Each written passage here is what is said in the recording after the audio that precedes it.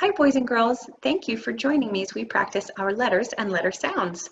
As we go through this routine, you can just look at my pictures that I will share with you here in a moment, or you can look at your own alphabet picture cards that we sent home, whichever one works better for you. Let me pull up our pictures, our alphabet pictures, and we will practice together. My alphabet chart. A says a, a, a.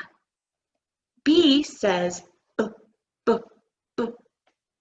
C says k, k, k.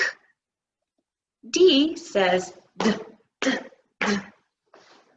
E says e, e, e. F says f, f, f. G says g, g, g.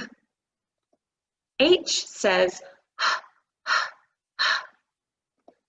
I says I, I, I. J says j, j, j. K says k, k, k. L says u, u.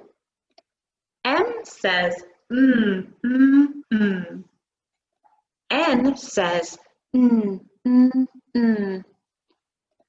O says ah. P says p, p, p. Q says qu, qu, qu. R says r. S says s, s, s. T says t, t, t. U says uh. V says v, v, v. W says w, w, w. X says x, x, x. Y says y, y, y. Z says z, z, z. And those are all of our letter sounds.